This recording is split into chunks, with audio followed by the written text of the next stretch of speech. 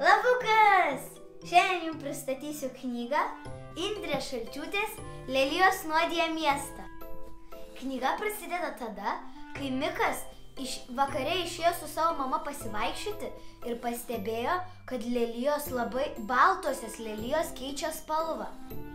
Mieste darėsi vis karščiau ir karščiau, kol žmonės beveik išvis iš namų išeiti negalėjo. Taigi už tai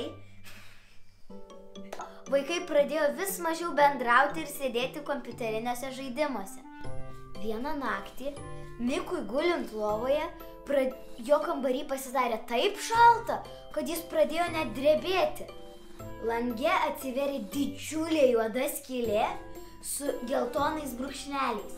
Jeigu būtumėt Mikas, turbūt jūs irgi bijotumėt įžengti tą juodąją skylę. Taip pat jis irgi bijojo. Bet įsidrąsinęs įžengė ir eidamas tikėjosi nuostabaus pasaulio, bet perėjo tą koridorių ir atsirado baltoje erdvėje. O toje baltoje erdvėje buvo 3 berniukai. Donatas iš Miko mokyklos, kuris iš jo šaiposi, Leonas, kurio Mikas išvis nepažinojo, ir Tylenis, kol kas jo vardo dar nežinome. Kiekvieną vakarą, perėję tunelį, jie atsiranda toje pačioje baltoje erdvėje, bet ta erdvė vis gražėja, nes jie išsiaiškina, kad joje galima daryti bet ką – statyti, piešti 3D piešinius. Wow. Vieną naktį 3 berniukai – Donatas, Leonas ir Tylenis – paprašė Miko, kad nupieštų jiems miestą, kad jie visi ten galėtų savo smagiai žaisti, maudytis.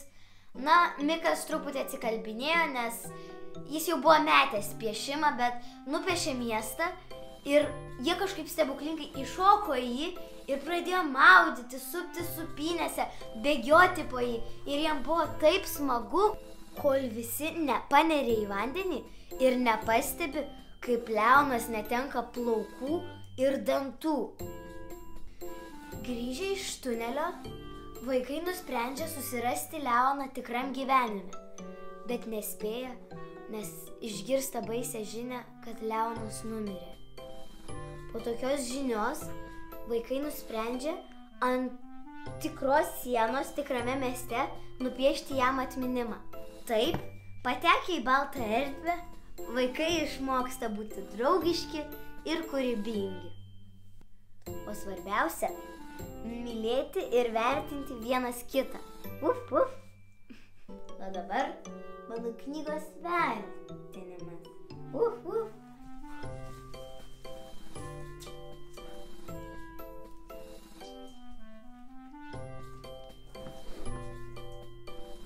Krizenimas.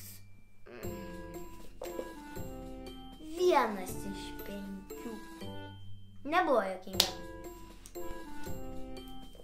Nuotykiai. 4 iš 5. Gal pritrūkiau kokių nors siaubo nuotykių. Šiurpumas. 2 iš 5. Gerumas. 4 iš 5. Man labiausiai patikusi istorija. Draugai paišo atminimą Leonui ant sienos. Prieina sargybinis ir sušunka. Ką čia darote, vaikėzai? Draugai jau nori bėgti, bet sargybinis pasako. Pala, jūs piešėt atminimą savo draugui? Niekam nesakykit, bet už kampo yra kopėčios. Pieškit toliau. Piešinukai. 3 iš 5. Mano bendras knygos vertinimas 4 iš 5. Knygą rekomenduoju vaikams nuo 8 iki 10 metų. Adios! Adios! Adios! Amigos!